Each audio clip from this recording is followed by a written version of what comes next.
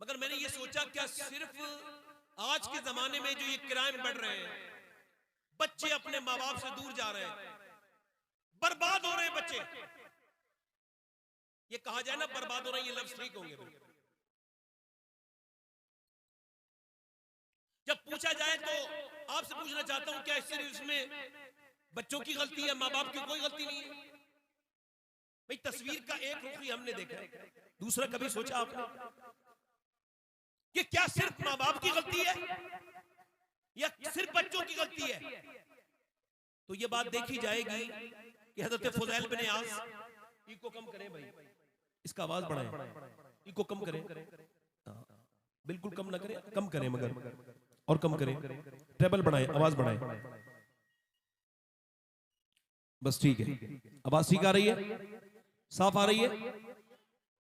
तो ये देखा जाएगा कि सिर्फ बच्चे ही गलतियां करते हैं या माँ बाप की भी कोई गलती है कि नहीं। फुज़ैल बिन यास घोड़े पे बैठ के जा रहे हैं और घोड़े पे बैठते जब वो जा रहे हैं तो चलते चलते उनका घोड़ा बिदक गया, बिदकना समझते, आउट ऑफ कंट्रोल हो गया।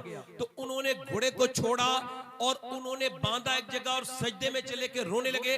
लोगों ने देखा वो रो रहे हैं तो करीब गए, कहा हुजूर ये घोड़ा परेशान कर रहा था, उसको घास दिखाते, उसे खिलाते पिलाते प्यार करते, ये आपने नमाज पढ़ना क्यों शुरू कर दी और आप रो क्यों रहे थे? तो आपने फरमाया कि मुझे अपने हुजूर की हदीस याद आ गई। अल्लाह के रसूल फरमाते हैं कि जब कोई बंदा अपने मालिक का कहना मानना बंद कर देता है तो उसके नीचे वाले उसका कहना मानना छोड़ देते हैं। मैं समझ गया कि जरूर मेरा रब मुझसे नाराज हो गया, मुझसे कोई नाफरमानी हो गई है, जो मेरा घोड़ा तक मेरी बात नहीं मान रहा है। तो मैंने पहले ये सोचा कि पहले रब को मनाऊं, अपने मालिक की बारगाह में मैं झुक गया और मैंने कहा मेरे मालिक ऐसी कौन सी खता हो गई जो मेरा घोड़ा भी मेरा कहा नहीं मान रहा है। फिर मैंने इस वजह से अल्लाह को पहले मनाया कि जब अल्लाह मान जाएगा तो फिर सब मान जाएंगे। इसका मतलब साफ साफ है, जब बच्चे पे कहना ना माने, जब तुम्हारे छोटे भाई तुम्हारा कहना ना माने, जब तुम्हारी बीबियां तुम्हारा कहना ना माने, तो लड़ने झगड़ने की जरूरत नहीं है। सोचो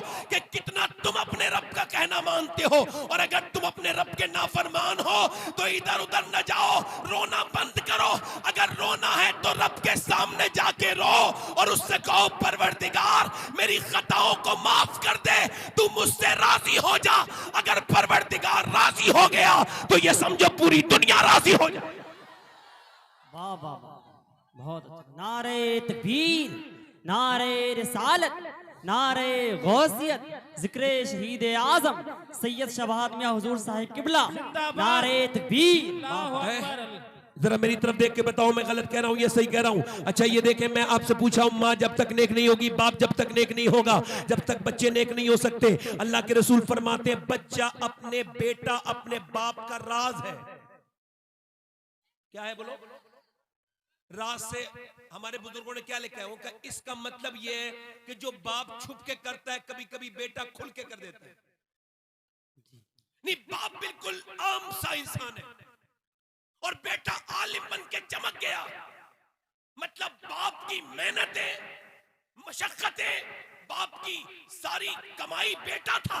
बेटे को अल्लाह ने इतना बुलंद कर दिया कि अपने बाप की आंखों का नूर बन गया।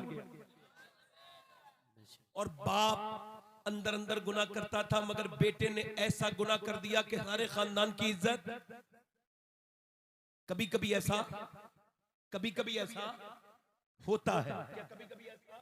होता है। अब सिर्फ आप ये कहते रहेंगे कि सिर्फ बच्चों की गलती है, नहीं नहीं, कभी कभी बाप को भी सोचना चाहिए। जब तक बाप मस्जिद में नहीं जाएगा बच्चे पीछे कैसे जाएंगे बताओ आप? जब तक बाप नेकी नहीं करेगा बच्चे कैसे नेकी करेंगे? जिस घर में गाने फिल्में ड्रामे बजते हो, बड़ी LED लगी हुई हो जिसमें खुल के अल्लाह की नाफरमानी होती हो। एक तो ये होता है छुप के गुनाह होता है, छुप के गुनाह वो होता है जिसे गुनाह कहा जाता है, मगर जो गुनाह खुल के किया जाता है वो साहिब गुनाह नहीं रहता।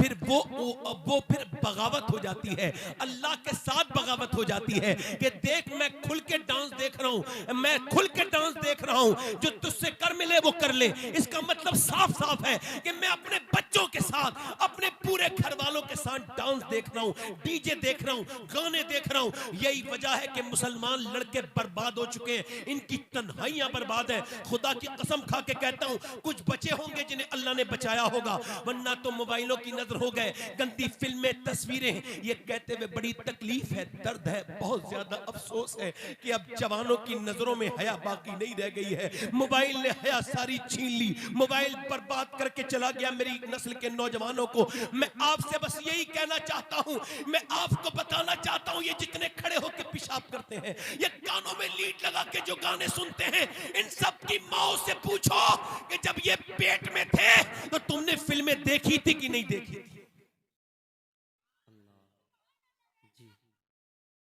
इकबाल कहता है, लोग मुझसे आके कहते हैं कि करबला में हुसैन ने हक अदा कर दिया, तो मैं कहता हूं पूरी बात कहा करो, अधूरी बात ना कहा करो।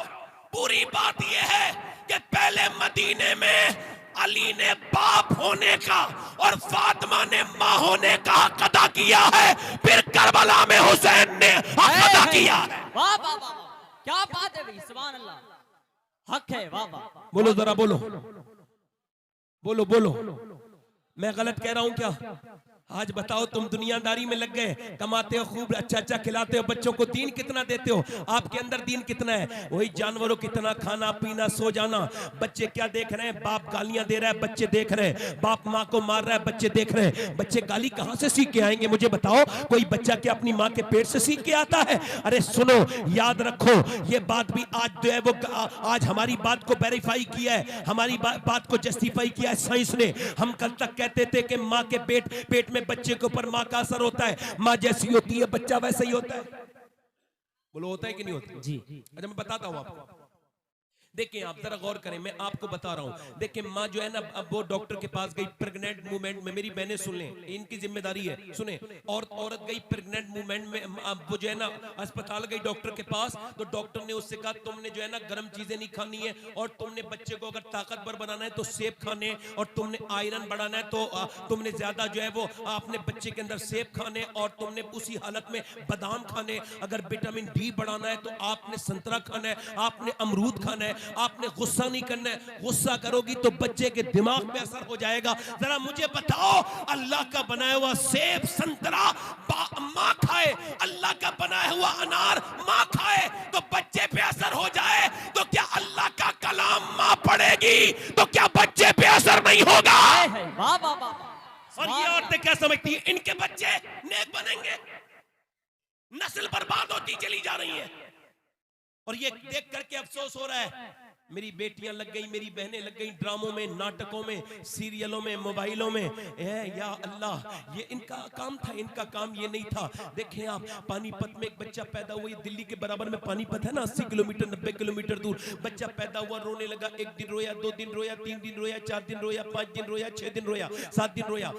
डॉक्टर को दिखाया और हकीम को दिखाया तो ठीक नहीं हुआ। 1 महीना गुजर गया, रोते रोते लगातार रोता रहा, न सोता है न सोने देता है। अब क्यों उधर से गुजर के जा थे फखरुद्दीन बाहुद्दीन जकरिया मुल्तानी के दामाद, उन्होंने देखा कि ये बच्चा रो रहा है, कहने लगे अपने मुरीदों से, ये बच्चा रो नहीं रहे, अल्लाह की हम्द बयान कर रहा है। कहा कैसे? कहा आओ दिखाता हूं। वो पहुंचे, जाके बोले कोई है इसके घर में? बाप निकल के आए, कहा जी बताएं। कहा आपका बच्चा अल्लाह का वली है। कहने लगे आपका दिमाग तो ठीक है, आप उसको वली कह रहे हैं, आप मेरे बेटे को वली कह रहे हैं, न सोया है न सोने दिया है। कहा लाओ मेरी गोद में लेके दो। लेके आए तो गोद में लेके कान में कुछ पढ़ा, अब दूसरे में कुछ पढ़ा, बच्चा खामोश हो गया। बाप बोले आपने क्या पढ़ दिया? बड़े बड़े हकीमों से ठीक ना हुआ। कहा पहले मुझे, बाद में बताऊंगा, पहले मुझे बताओ क्या आपकी बीबी कुरान की हाफिजा है? कहा तो सुनो, जब ये बच्चा माँ के पेट में था ना, तो माँ ने उठते बैठते चलते फिरते रोटी पकाते खाना बनाते चक्की चलाते इतना कुरान पढ़ा, इतना कुरान पढ़ा, इतना कुरान पढ़ा कि बच्चे की रूह की ग़िज़ा कुरान की तिलावत बन गई। जब बच्चा पैदा हुआ, माँ जचकी में चली गई, गंदगी में चली गई, माँ ने कुरान पढ़ना नहीं पढ़ा। बच्चे को प्यास लगती थी कुरान की, भूख लगती थी उसकी रूह को, तो तुमने उसे दवाइयां खिलाई, मैंने उसके एक कान में एक आयत पढ़ी, दूसरे में दूसरी पढ़ी, बच्चा खामोश हो गया। उसी बच्चे का नाम हजरत सैयदना अबू अली शाह कलंदर पानीपती है। वाह वाह वाह वाह।